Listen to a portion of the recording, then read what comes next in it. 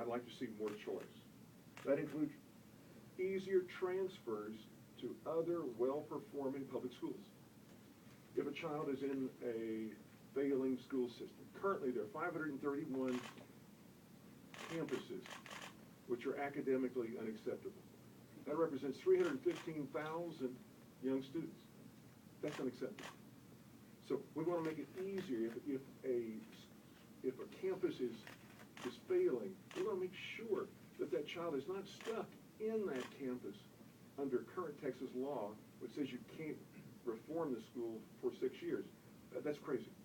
We need to shorten that time period.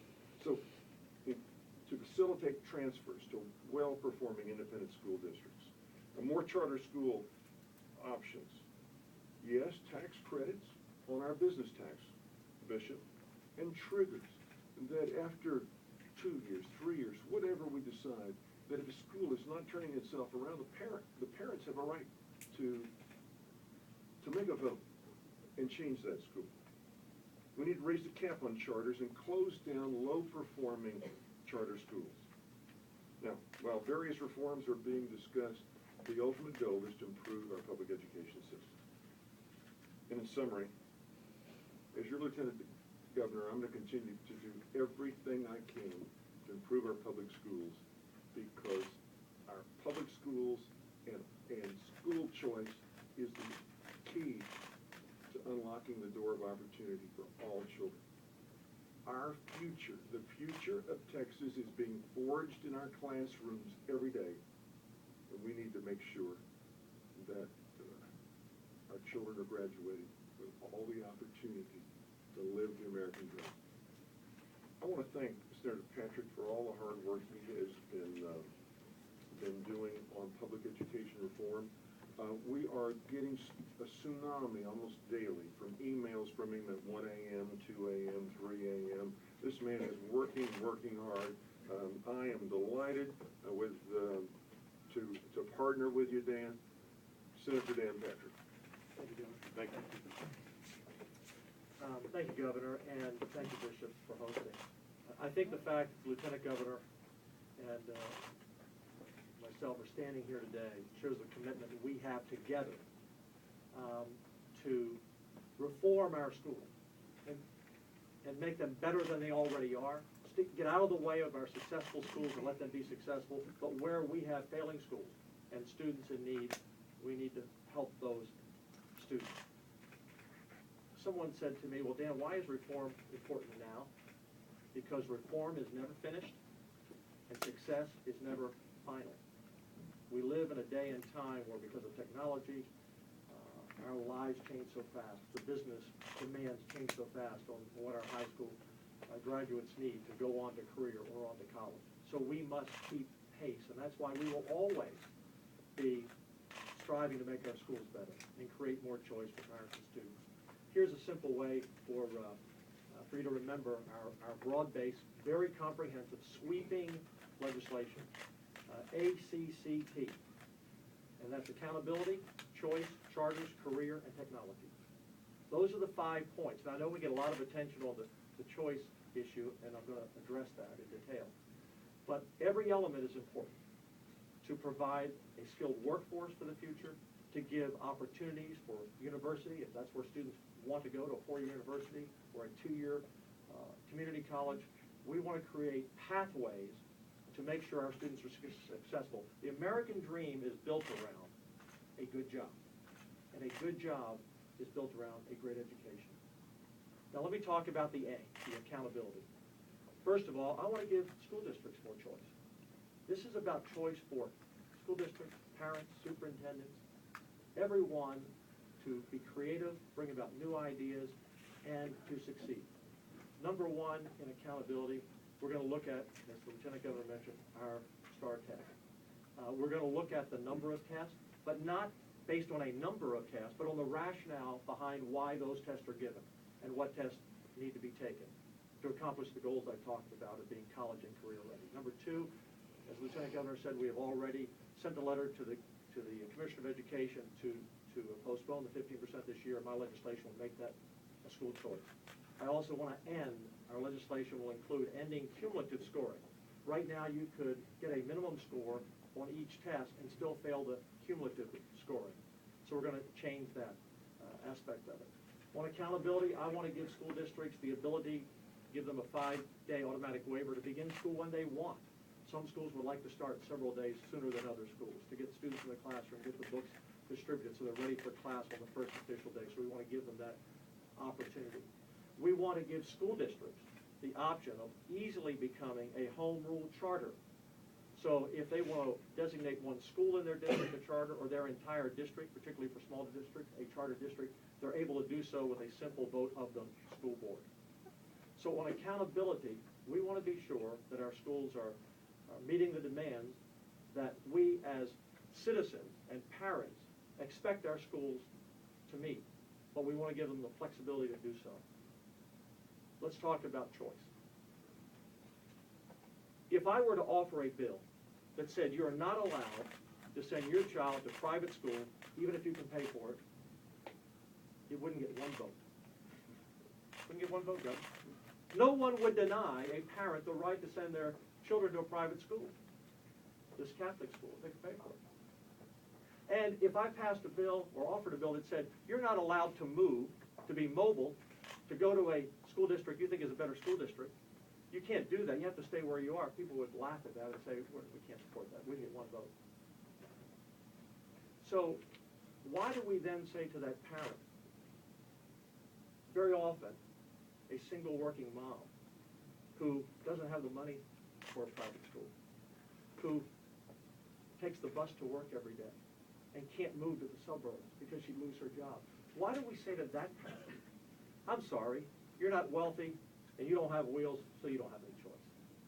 We need to create choice for those students, and here are the 4 choices that we need to offer. 1, go to any public school in your district. Some districts allow that, some districts make it difficult. Any school that has capacity. That will create competition within that district.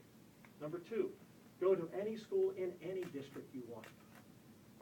You don't have to go in your district to a school. If there's capacity in a new school, you can go there. When I was out in West Texas, and I've talked to over 100 superintendents in the last couple of months, teachers, educators, parents, business leaders, one of the things I discovered in rural Texas, they already allow this.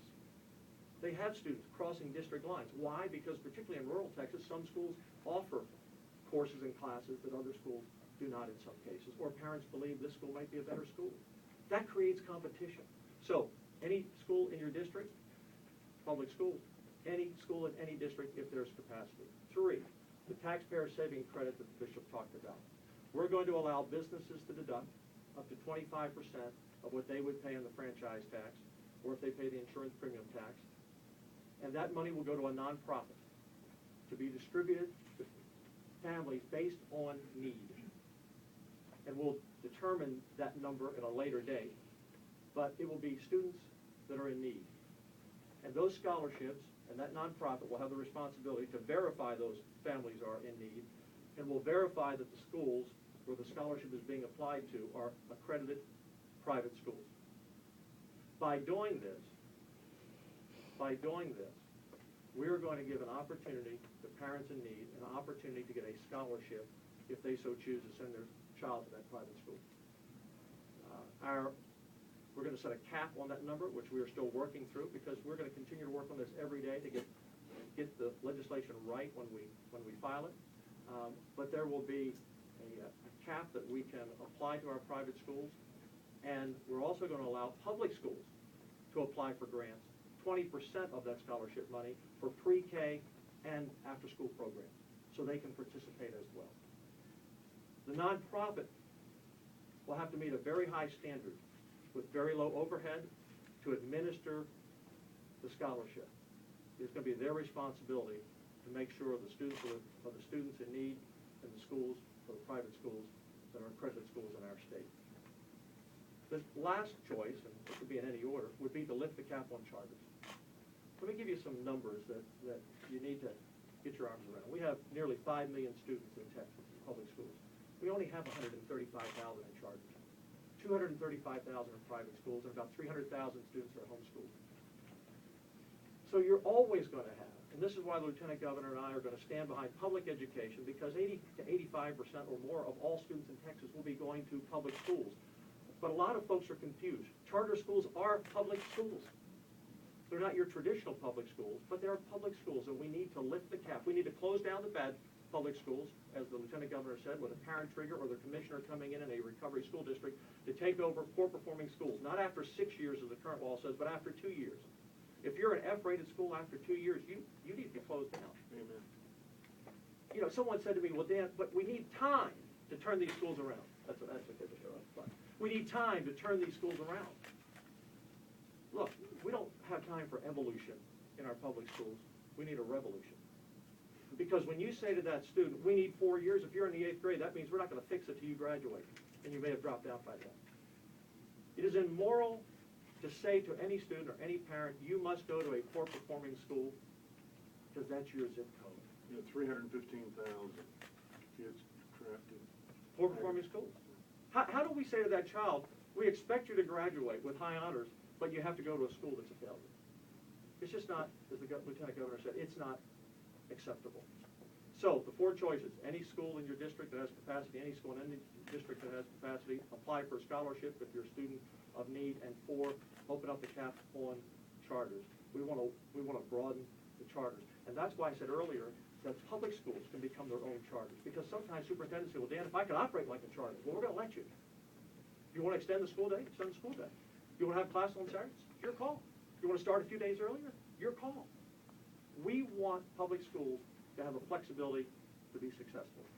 Then quickly, career. I mentioned career. It's very important that we lift up our CTE programs. 50% of the jobs in America require some type of training after high school, but only 30% require a 4-year degree. Now, we want everyone to go on to get the highest level of education they can, but not everyone is going to get a 4-year degree. In fact, the Houston Endowment did a study that only 21% of all 8th graders in Texas today go on to do something in education beyond high school. That's not acceptable. And only 10% of our minority population. When 50% of jobs require some type of after high school training or education, we only have 20% doing that. So we want to lift up career courses. I've already sent a letter to the State Board of Education to double the number and add more approved courses for graduation. I want to move from our 3-degree program. Right now we have minimum, recommended, and distinguished. We are going to have in our legislation for 1 degree. For now, we're calling it the Texas Foundation degree, but I'm sure someone will find a better name and amend it on the floor. But it'll be 1 degree where everyone takes the same number of STAR tests, but you will have a degree with an endorsement, career, or administration, depending on the courses you take, or academic, or distinguished, or STEM, or humanities. So we're going to create flexibility in the 4x4, more choice for students, particularly those focused on career. We need to lift up our skilled workforce, and that's what the business community has said to me. And lastly, in technology, our bill is going to call for the commissioner to do a study of our infrastructure in the state. All of our schools, to my knowledge, are wired to the internet, at least to send reports back and forth to the DEA, but we're not positive that every school, and there may be a few outliers who aren't wired somewhere out in the country, but almost everyone is wired up for basic internet. But do they have the capability to deliver online learning? Because we want to encourage, and our legislation will include, to encourage our best teachers and our universities to create courses that can be taught in high school. Not every school has a top-notch math teacher or science teacher or maybe a specific language. We need to present that and provide that online. And blended learning, by the way, is a wonderful way to do this, where the teacher acts as a proctor and the students are taking that course online while she's in the classroom. The teacher knows who she can work with, who needs help, who doesn't need help. It's a great way. We need to take advantage of our best teachers. If we have our best math teacher of the year, we always recognize the best math teacher of the year, why shouldn't that teacher be available to every student in every school if a student wants to take an online course? So, the broad-based reform package, ACCT, accountability, career, choice, charters, and technology. And I'm hopeful that all members of the legislature will join together. This is not a partisan issue. This is a moral issue to give students an opportunity to have the American Texas dream by giving them the best choices that they can find for their education. With that, we'll open up for questions. Well said. Thank you.